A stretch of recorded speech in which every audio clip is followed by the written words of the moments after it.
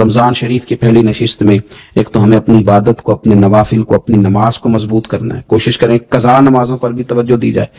یہ بہت بڑا قرض ہے اور یہ ہم ہی ادا کریں گے تو ادا ہوگا. اور دوسری بات یہ کہ کثرت کے ساتھ قرآن مجید کی تلاوت کی جائے. تیسری بات یہ کہ استغفار کو اپنے اوپر لازم کیا جائے. اور چوتھی بات دعائیں مانگی جائیں. رمضان کی گھڑیاں بڑی قبولیت والی ہیں، بڑی قبولیت والی ہیں. افطار کے وقت جو بندہ مانگتا ہے رب اس کی دعا کو قبول فرماتا ہے. اس رمضان المبارک میں خاص کر کے ہمیں ان چیزوں پر توجہ کرنی ہے. میری نظر میں وہ 4 چیزیں ہیں. اگرچہ ان کو اور بھی بہت ساری چیزوں پر تقسیم کیا جا سکتا ہے، اور بھی کئی چیزیں اس میں شامل کی جا سکتی ہیں، لیکن اہم چیزیں 4. ایک تو نماز کا پڑھنا، نوافل کا پڑھنا، رات کو قیام کرنا. سحری کے لیے تو اٹھنا ہی ہے، تو اٹھتے وقت تہجد کی نماز کو اہمیت دینا، نماز تراویح کو ذرا شوق کے ساتھ ادا کرنا، نفل کا قیام کرنا، عبادت کے لیے اپنے آپ کو تیار کرنا. اور دوسرے نمبر پر قرآن حکیم کی تلاوت کو ذوق شوق کے ساتھ کرنا، اپنا محبت کا، پیار کا رشتہ قرآن پاک کے ساتھ مضبوط کرنا. اور تیسرا کثرت کے ساتھ استغفار پڑھنا، اپنے مالک سے اپنے گناہوں کی معافی مانگنا، آئندہ گناہ نہ کرنے کا عہد کرنا. اور چوتھا دعائیں مانگنا. یہ 4 چیزیں اگر تھوڑی توجہ کے ساتھ اس ماہ مقدس میں روزانہ کے معاملات میں شامل کر لی جائیں، نماز، تلاوت قرآن مجید، استغفار اور دعا. آپ دیکھیے کہ نبی کریم صلی اللہ تعالی علیہ وآلہ وسلم نماز کے اندر محو رہنے کو پسند کرتے تھے. حضور نماز کے اندر شامل رہنے کو اور نماز کو بار بار ادا کرنے کو پسند کرتے تھے. ہر موقع پر حضور نماز ادا فرماتے. ہر موقع پر سورج گرہن ہے تو نماز ہو رہی ہے، چاند گرہن ہے تو نماز ہو رہی ہے، بارش نہیں ہوتی تو کریم محبوب علیہ السلام نماز ادا کر رہے ہیں، بارشیں کثرت سے ہونے لگی، طوفان اور آندیاں آنے لگی تو حضور نماز ادا فرما رہے ہیں. جنگ کے موقع پر، بدر کے موقع پر لوگوں کی، صحابہ کی صفیں درست کر کے حضور خود مصلی پر تشریف لے گئے اور نماز شروع کر لی. تو ہر وقت نماز کی طرف حضور کی توجہ ہمیں بتاتی ہے کہ نماز پڑھنا، نفل پڑھنا، عبادت کرنا یہ کتنا دلچسپی والا کام ہے، اور مسلمان کا اس کے ساتھ شوق کس قدر زیادہ ہونا چاہیے. آج ہم زیادہ بے چین اس لیے رہتے ہیں کہ ہمارا تعلق باقی سب چیزوں سے مضبوط ہوا لیکن مصلی کے ساتھ کمزور ہوا. ہماری بہت ساری اس دور کی جدتوں نے ہم سے ہمارے مصلی کی، استغفار کی، تلاوت کی، دعا کی لذت چھینی. اگر ہم تھوڑا لوٹ کر کے آئیں اور کچھ گھنٹوں کے لیے، کچھ وقت کے لیے، کچھ ٹائم کے لیے، اگرچہ وہ مختصر ہی کیوں نہ ہو، ہم اپنے معاملات جو عبادت کے تعلق سے ان کو مضبوط کریں، موبائل بند کیے جائیں، ایک کونا تلاش کیا جائے، کوشش کی جائے تنہائی کرے انسان اپنے مالک کے ساتھ. نبی پاک صلی اللہ تعالی علیہ وآلہ وسلم نے جو ہمیں طریقے بتلائے ہیں، ان طریقوں کی روشنی میں انسان اکیلا بیٹھے اپنے مالک کے حضور اور خوب اس کی بارگاہ میں نفل پڑھے، تلاوت کرے، استغفار پڑھے، پھر دعائیں مانگے. اپنے لیے بھی مانگے، امت کے لیے بھی مانگے، اپنے لیے بھی مانگے، اپنوں کے لیے بھی مانگے. سب کے لیے اللہ کے حضور سے وہ خیر طلب کرے. حضرت سیدنا زید بن ثابت رضی اللہ تعالیٰ عنہ ارشاد فرماتے ہیں، مجمع الزوائد میں، مسند امام احمد بن حنبل میں یہ حدیث موجود ہے. آپ فرماتے ہیں کہ میں نبی پاک صلی اللہ تعالیٰ علیہ وسلم کے ساتھ اکثر نماز کے لیے جایا کرتا تھا. تو میں انفرادی انداز دیکھتا نبی پاک صلی اللہ تعالیٰ علیہ وسلم کا کہ حضور جب نماز کے لیے چلتے تو چھوٹے چھوٹے قدموں کے ساتھ چلتے. کہ نبی پاک صلی اللہ تعالیٰ علیہ وسلم کا روٹین میں چلنے کا انداز ایک کریمانہ تھا. اس سے ہٹ کر حضور مختصر قدم اٹھاتے اور نماز کے لیے تشریف لے جاتے. میں اس خوبصورت ادا پر توجہ کرتا تو میرے کریم محبوب صلی اللہ تعالیٰ علیہ وسلم نے مجھ سے فرمایا، زید تم جانتے ہو میں مختصر قدم کیوں اٹھاتا ہوں؟ حضور دلوں کا حال جانتے ہیں نا. تو فرمانے لگے تمہیں خبر ہے میں اختصار کے ساتھ قدم کیوں اٹھاتا ہوں؟ عرض کی یا رسول اللہ صلی اللہ تعالی علیہ وسلم کرم نوازی فرمائیے، بتا دیجئے. تو حضور فرمانے لگے کہ جب تک انسان نماز کی طلب میں رہتا ہے نا، وہ نماز ہی میں رہتا ہے. وہ جب نماز کی طلب میں ہوتا ہے تو نماز ہی میں ہوتا ہے. تو میں چھوٹے چھوٹے قدم اٹھاتا ہوں، ذرا آہستہ چلتا ہوں، تاکہ جتنا وقت طلب نماز میں ہو وہ نماز ہی میں گزرے. ذکر حبیب کم نہیں وصل حبیب سے، محبوب کا ذکر بھی اس سے ملاقات ہی ہوتا ہے. تو یہ جو سفر ہے نا نماز کے لیے جانے کا، میں چاہتا ہوں کہ یہ ذرا لمبا ہو جائے، اس میں ذرا وقت ملے تاکہ مالک کے ساتھ میں جڑا رہوں، میرا تعلق مضبوط رہے. تو سرور کائنات صلی اللہ تعالی علیہ وسلم کی جو خاص دلچسپی ہے نماز کے ساتھ، نفل کے ساتھ، عبادت کے ساتھ، حضور صلی اللہ علیہ وسلم نے ارشاد فرمایا، مسلم شریف میں حدیث موجود ہے، فرمایا اللہ تعالیٰ کے بندہ سب سے زیادہ قریب پتہ کب ہوتا ہے؟ پہلے تو ذرا ان لفظوں کا حسن ملاحظہ کریں کہ بندہ اور رب کے قریب، بندہ اور اپنے مالک کے قریب، وہ بندہ کتنی شان والا ہے، اس کا مقدرات کتنے عروج پہ ہے جو اپنے رب کے قریب ہو گیا۔ حضور فرمانے لگے غلاموں سنو، بندہ اپنے رب کے سب سے زیادہ قریب سجدے کی حالت میں ہوتا ہے، لہذا فرمایا سجدوں میں کثرت سے دعا کیا کرو، گویا اس سے مانگ لیا کرو سجدوں میں، اب تمہارا قرب ہے، اب تم جب کشکول طلب دراز کرو گے تو وہ تمہیں عطا کرے گا، جب تم نے اپنا سر سجدوں میں رکھا ہو تو پھر اپنی آرزویں لے آؤ ساری، اب رب تمہارے کشکول بھرے گا، تمہیں خیرات ملے گی، تمہاری طلب سے بڑھ کر تمہیں عطا کیا جائے گا۔ تو عبادت کے ساتھ جب آپ کا تعلق ہوتا ہے تو آپ قرب الہی میں ہوتے ہیں، اللہ کے قریب چلے جاتے ہیں۔ شرط یہ ہے کہ تھوڑی دیر بھول جائیں موبائل کو، تھوڑی دیر چھوڑ دیں دنیا داری کے خیالات، تھوڑی دیر وہ ایک دن چھوڑ کے سارا کچھ بھی تو جانا ہے نا اللہ کے حضور۔ تو آج بھی اگر کچھ وقت کے لیے ترک کیا جائے، اسلام میں رہبانیت نہیں، لیکن حضور تہجد کی نماز پڑھتے تھے، حضور اعتکاف کرتے تھے، غار حرا میں وقت گزارا نبی پاک علیہ السلام۔ کچھ وقت تو ایسا ہو جو انسان اپنے رب کے ساتھ گزارے، اللہ کے ساتھ اپنے تعلق کو وہ مضبوط کرے۔ دیکھیے حضرت سیدنا یوسف بن عبداللہ بن سلام رضی اللہ تعالیٰ عنہ، یہ حضرت عبداللہ بن سلام رضی اللہ تعالیٰ عنہ معروف صحابی رسول صلی اللہ تعالیٰ علیہ وسلم کے صاحبزادے، یہ حضرت ابو درداء رضی اللہ تعالیٰ عنہ سے ملنے کے لیے تشریف لے گئے۔ فرماتے ہیں کہ جب میں ان سے ملنے کے لیے گیا تو وہ شدید علیل تھے، حضرت سیدنا ابو درداء رضی اللہ تعالیٰ عنہ بڑے جلیل القدر صحابی اور بڑے صاحب الرائے آدمی، حضرت عمر فاروق رضی اللہ تعالیٰ عنہ اکثر ان سے مشورہ لیا کرتے تھے۔ فرماتے ہیں جب ان سے ملنے کے لیے گیا تو وہ سخت بیمار تھے اور اسی بیماری میں ان کا وصال ہوا۔ میں ان سے ملنے گیا تو مجھ سے کہنے لگے کہ بھتیجے، حضرت عبداللہ ابن سلام کے بیٹے ہیں نا یوسف بن عبداللہ، تو وہ چونکہ ان کا دوستانہ تھا، کہنے لگے بھتیجے تم اس شہر میں کس طرح آئے؟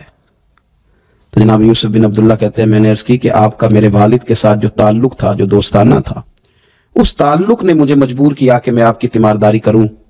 تو فرماتے میں تو تیمارداری کرنے گیا تھا، ان کا حال پوچھنا تھا، لیکن یہ لوگ جو حضور کے دین کی تبلیغ کے لیے جذبات رکھتے تھے اور ایک دوسرے کو اللہ کی جانب متوجہ کرنے کا جو جذبہ رکھتے تھے، وہ بڑا انوکھا ہے۔ ایک شخص تیمارداری کرنے گیا ہے تو حضرت سیدنا ابو درداء رضی اللہ تعالیٰ عنہ فرمانے لگے بھتیجے میں اس وقت اس کیفیت میں ہوں کہ جھوٹ بولنا بہت برا ہے، یعنی جھوٹ بول ہی نہیں سکتا کہ اس بیماری میں ہوں کہ جس میں مجھے لگتا ہے کہ میں دنیا سے چلا جاؤں گا۔ فرمانے لگے اللہ کی قسم میں نے خود رسول پاک صلی اللہ علیہ وسلم سے سنا ہے کہ جو شخص اچھے طریقے سے وضو کرے، وہ تیمارداری کرنے آئے اور یہ ان کو نماز کی طرف، عبادت کی طرف مائل کر رہے ہیں۔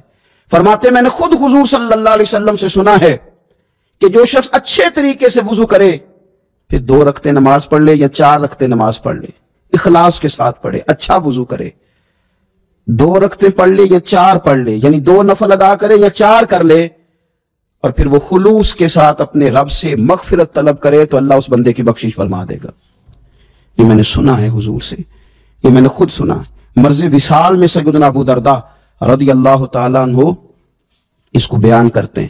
تو رمضان المبارک کے اندر ہمیں موقع ملتا ہے نماز پڑھنے کا، نماز تراویح کا، رات کے قیام کا موقع میسر آتا ہے۔ ایک تو عشاء کے بعد موقع ملا تراویح پڑھنے کا، ایک یہ کہ ہم کو سحری میں اٹھنا ہے، اور تہجد کی وہ خاص فضیلتیں جو عام دنوں میں کئی دفعہ مشکل ہوتی ہیں، وہ اٹھنا تو ہے۔ اگر تھوڑا سا 10 منٹ پہلے اٹھا جائے، وضو کیا جائے، اچھے طریقے سے کچھ نوافل ادا کر لیے جائیں، پھر سحری کے معاملات میں مشغول ہوا جائے۔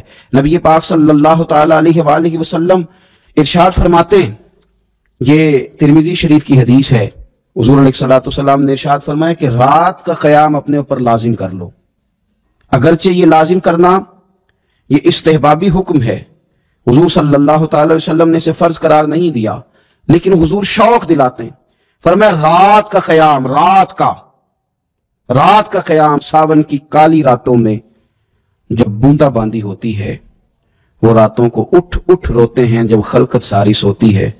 اور حضرت میاں صاحب رحمت اللہ علیہ نے فرمایا تھا کہ رات پوے تے بے دردانو نیند پیاری آوے تے درد مندانو یاد سجن دی ستیاں وی آن جگاوے۔ فرمایا رات کا قیام، حضور سید عالم صلی اللہ تعالیٰ علیہ وسلم فرماتے ہیں رات کا قیام اپنے اوپر لازم کر لو، اس لیے کہ یہ رات کا قیام تم سے پہلے نیک لوگوں کا طریقہ ہے، اور یہ تمہارے لیے قرب خداوندی کا باعث ہے، یہ تمہیں اللہ کے قریب کر دے گا۔ اور حضور صلی اللہ تعالیٰ علیہ وسلم فرمانے لگے یہ رات کا قیام تمہاری برائیوں کو مٹا دے گا اور یہ تمہیں گناہوں سے روک لے گا، گویا رب کریم تمہیں معافی عطا فرمائے گا، یہ تمہارے لیے بخشش کا ذریعہ بن جائے گا۔ یہ برائیوں کو مٹانے والا ہے رات کا قیام، یہ گناہوں سے روکنے والا ہے رات کا قیام۔ تو نماز کی طرف خاص توجہ کریں۔ اسی طرح کا معاملہ تھوڑا سا ہمیں ذوق کے ساتھ قرآن پاک کی تلاوت کے ساتھ اپنے آپ کو وابستہ کرنا چاہیے۔ بہقی شریف میں حدیث ہے، نبی پاک صلی اللہ تعالی علیہ وسلم نے فرمایا میری امت کی سب سے افضل عبادت تلاوت قرآن ہے، سب سے افضل عبادت تلاوت قرآن ہے۔ اور حضور صلی اللہ تعالی علیہ وسلم فرماتے ہیں قیامت کے دن قرآن پڑھنے والے سے کہا جائے گا تو پڑھ، تو جتنی آیتیں پڑھتا جائے گا رب تیرے اتنے درجے بلند کرتا جائے گا۔ تلاوت قرآن کے ساتھ خاص ذوق۔ رمضان شریف کے اندر گھروں کے اندر اگر قرآن پاک کی تلاوت کی جائے، ہم دیکھتے تھے جب دیہاتوں میں ہوتے تھے تو گھر کے اندر بڑا ذوق ہوتا تھا قرآن پاک کی تلاوت کا۔ بہن بھائی ایک دوسرے سے پوچھتے تھے تیرا کون سا سپارہ ہے، تو کہتے تو میں کیوں بتاؤں، تو بتا تیرا کون سا ہے۔ کیوں؟ اس لیے کہ ایک شوق ہوتا تھا کہ ایک دوسرے سے آگے بڑھنا۔ تو نبی پاک صلی اللہ تعالی علیہ وسلم نے فرمایا دنیا میں قرآن مجید پڑھتا تھا، اس سے قیامت کے دن بھی کہا جائے گا کہ اب تو پڑھنا، تو وہ جتنی آیات پڑھے گا رب اس کے اتنے درجے بلند کرے گا۔ تو رمضان شریف کے اندر خاص ذوق قرآن مجید کی تلاوت کا۔ پھر اسی طرح کا معاملہ استغفار کے ساتھ، نفل پڑھے جائیں، تلاوت کی جائے، اور پھر استغفار کثرت سے پڑھا جائے، استغفار کثرت سے پڑھا جائے۔ نبی پاک صلی اللہ تعالی علیہ وسلم کا نا محبوب وظیفہ استغفار پڑھنا، اللہ کے حضور توجہ کرنا، توبہ کرنا۔ حضور تو معصوم ہے، نبی پاک تو معصوم عن الخطا، حضور سے تو معاذ اللہ کوئی گناہ سرزد ہوتا ہی نہیں۔ اور انبیاء کے بارے میں جو کوئی ایسے نظریات رکھے وہ گمراہ ہے۔ لیکن حضور صلی اللہ تعالی علیہ وسلم نے فرمایا لوگو، یہ بخاری مسلم میں حدیث ہے، فرمایا لوگو اللہ تبارک و تعالیٰ کی بارگاہ میں توبہ کرو، بخشش طلب کرو۔ حضور فرماتے ہیں میں دن میں 100 مرتبہ اپنے رب کی بارگاہ میں توبہ کرتا ہوں۔ حضور تو معصوم ہے۔ یہ توبہ کس لیے ہے؟ یہ تعلیم امت کے لیے، یہ ہمیں سمجھانے کے لیے، یہ ہماری توجہ دلانے کے لیے، یہ بتانے کے لیے ہے کہ یہ استغفار درجات کو بلند کرتا ہے۔ اللہ کی طرف رجوع کرنے کے لیے کثرت کے ساتھ استغفار کی جائے، اپنے رب سے معافی مانگی جائے۔ ہم انسان ہیں، کچھ غلطیاں نہ چاہتے ہوئے بھی ہو جاتی ہیں، بہت کوشش کے باوجود کچھ چیزوں پر کنٹرول نہیں رکھ پاتے، ہم سے سرزد ہو جاتی ہیں۔ رمضان کی ساعتوں میں، صبحوں میں، شاموں میں، سحری میں، افطار میں، تراویح میں، تہجد میں اگر اللہ کے حضور استغفار کی جائے، اللہ کے حضور استغفار کی جائے۔ مسند امام احمد بن حنبل میں حدیث ہے، حضور صلی اللہ تعالی علیہ وسلم فرماتے ہیں، اور یہ حدیث اتنی زیادہ انسان کو خوشی دیتی ہے اور رب کی رحمت کو بندے کے اتنا قریب کر دیتی ہے، اتنا اللہ کے قریب کر دیتی ہے کہ انسان جھوم اٹھتا ہے۔ کبھی اس حدیث کے جملوں پر غور کریں، نبی پاک صلی اللہ تعالی علیہ وآلہ وسلم کس طرح رب کی رحمت ہمارے سامنے بیان کرتے ہیں، اور جب حضور اپنی زبان نور سے بیان کرتے ہیں پھر تو یوں لگتا ہے کہ روح کی گہرائیوں تک بات چلی گئی۔ حضور سید عالم صلی اللہ تعالی علیہ وسلم فرماتے ہیں شیطان نے رب کریم کی بارگاہ میں یہ کہا تھا کہ اے مالک مجھے تیری عزت کی قسم، جب تک ان لوگوں کے جسموں میں روح رہے گی میں انہیں گمراہ کرتا رہوں گا۔ جب اللہ نے اسے کہا نا کہ تو نکل جا، تو مردود ہے، تو اس نے کہا مجھے تیری عزت کی قسم، جب تک ان کے جسموں میں روح باقی ہے میں انہیں گمراہ کرتا رہوں گا۔ تو میرے قریب محبوب علیہ السلام، مدینے والے پیارے حبیب علیہ السلام فرماتے ہیں، رب کریم نے فرمایا سن او ابلیس، اگر تو یہ قسم اٹھاتا ہے کہ تو جب تک ان کے جسموں میں روح ہے انہیں گمراہ کرتا رہے گا، تو پھر مجھے بھی اپنے عزت اور جلال کی قسم، یہ جب تک مجھ سے معافی مانگتے رہیں گے میں انہیں معاف کرتا رہوں گا، میں بھی انہیں معاف کرتا رہوں گا، یہ جب جب مجھ سے بخشش مانگیں گے، جب جب مجھ سے بخشش مانگیں گے۔ اس یہاں سے کبھی ہم نے کنارہ نہ کیا، اور تو نے بھی تو دل آزردہ ہمارا نہ کیا، ہم نے تو جہنم کی بہت کی تدبیر، پر میرے مولا تیری رحمت نے گوارا نہ کیا۔ تو کثرت کے ساتھ استغفار رمضان میں کیا جائے، اللہ کے حضور معافیاں مانگی جائیں، اور میں تو کہتا ہوں اپنے لیے بھی مانگی جائیں، دوسروں کے لیے بھی مانگی جائیں۔ استغفار سے وہ مان جاتا ہے۔ اور پھر سب سے زیادہ اس چیز پر توجہ دینے کی ضرورت ہے، وہ ہے عبادت کا مغز، یعنی دعا۔ میں اکثر کہتا رہتا ہوں کہ ہمارے ڈاکٹر ہمیں یہ کہتے ہیں کہ تمہارے دلوں میں کچھ دکھ ہیں وہ کہہ دو تو تمہاری بیماریاں ہلکی ہو جائیں گی، دل کے بوجھ اتار دو، تم کہہ دو کسی سے اپنے غم تاکہ تمہارے دل ہلکے ہو جائیں۔ اب کچھ غم بڑے ذاتی قسم کے ہیں، بندہ کسی سے کہہ ہی نہیں سکتا، بڑی نجی قسم کے کچھ دکھ ہیں، کسی سے کیسے بیان کرے؟ تو ہمارے دین نے ہمیں دعا سکھائی۔ معنی کیا ہے؟ جو کسی سے نہیں کہہ سکتے وہ رب رسول سے کہہ دو تاکہ تمہارا دل بھی ہلکا ہو، تمہاری عزت بھی محفوظ رہے، اور تم نے کہا بھی اس طبیب کے سامنے جو سب سے بڑھ کر شفا دینے والا ہے، کہا اس مالک کے سامنے جو سب سے زیادہ خزانے بانٹنے والا ہے۔ ترمذی شریف میں حدیث ہے، حضور نے فرمایا دعا عبادت ہے، اسی ترمذی میں حدیث ہے، فرمایا دعا عبادت کا مغز ہے۔ اور اسی ترمذی میں حدیث ہے، نبی پاک علیہ السلام نے فرمایا یاد رکھو رب کے نزدیک، اللہ کے نزدیک دعا سے زیادہ عزت والی چیز کوئی نہیں، اس سے بڑی اکرام والی چیز ہی کوئی نہیں اللہ کے حضور۔ تم اپنے رب سے جب مانگتے ہو تو بڑے معزز ہوتے ہو، دنیا داروں کے سامنے ہاتھ پھیلاؤ گے، دکھ سناؤ گے تو عزت میں کمی آئے، لیکن جب تم اللہ سے مانگتے ہو، مالک کے حضور کشکول طلب دراز کرتے ہو، تو اس سے بڑی عزت والی چیز کوئی نہیں۔ پھر ایک دل میں سوال آتا تھا کہ کتنا کو مانگے، مالک سے کتنا سوال کریں، کس قدر طلب کریں؟ تو بیہقی شریف میں حضور نے یہ مسئلہ بھی حل کر دیا۔ اللہ کے پیارے حبیب علیہ السلام نے فرمایا ہر چیز اپنے رب سے مانگ لو، ہر چیز اپنے رب سے طلب کرو، حتیٰ کہ نمک ہی کیوں نہ ہو وہ بھی مانگنا ہو تو مالک سے ہی مانگو۔ اللہ کے حضور عرض کرو اس کے پیارے محبوب علیہ السلام کے غلاموں، تمہارے ہاتھ وسیلہ جو آ گیا ہے مدینے والے محبوب کا، اس کی بارگاہ سے مانگو، بار بار مانگو، کئی بار مانگو، اور اپنے لیے بھی طلب کرو، دوسروں کے لیے بھی طلب کرو، امت کے لیے طلب کرو، ملک و ملت کے لیے طلب کرو۔ تو قرآن حکیم میں اللہ تعالیٰ نے فرمایا ہے کہ والذین آمنوا اشد حبا للہ، فرمایا وہ لوگ جو ایمان لائے وہ اپنے رب سے شدید محبت کرتے ہیں۔ وہ جب اپنے رب کی نعمتوں کو یاد کرتے ہیں، جب وہ اپنے مالک کے احسانات کا تصور کرتے ہیں، جب وہ اپنے رب کے بے پایا کرم کی طرف دیکھتے ہیں تو اپنے مالک سے شدید محبت کرتے ہیں، اور جب وہ اپنے مالک سے اس قدر زیادہ بڑھ کے محبت کرتے ہیں تو پھر وہ ان سب تقاضوں کو پورا کرنا چاہتے ہیں، ان سب چیزوں کی طرف بڑھنا چاہتے ہیں جو انہیں اللہ تبارک و تعالیٰ کی محبت کی طرف لے کر کے جاتی ہیں۔ اللہ تبارک و تعالیٰ چونکہ اپنے بندوں کی طلب سے آگاہ ہے، اپنے بندوں کی پیاس کو جانتا ہے، ان کے دلوں میں اس کی طرف بڑھنے کا جو جذبہ ہے، اس جذبے سے مالک پوری طرح نہ صرف آگاہ ہے بلکہ اپنے کرم سے اس کی تسکین بھی فرماتا ہے۔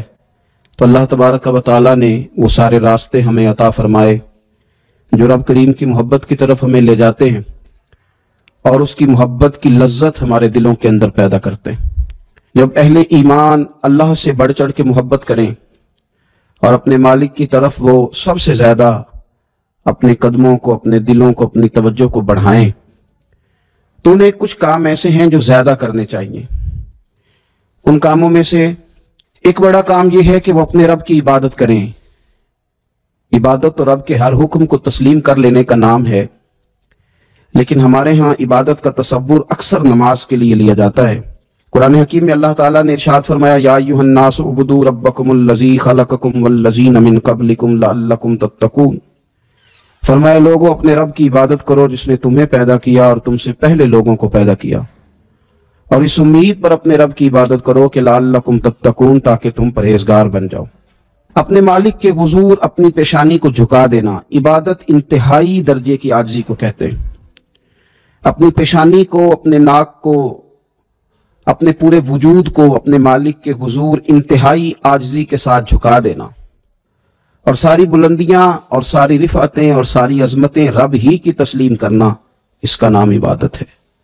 اللہ کے حضور جب رب کریم کا بندہ اپنے آپ کو جھکا دیتا ہے اور اس کے حضور وہ انتہائی عاجزی کرتا ہے، اس کا معنی یہ ہے کہ وہ اپنے رب کی عبادت کر رہا ہے۔ رسول کائنات صلی اللہ تعالی علیہ وسلم نے مختلف چیزوں کو مختلف مواقع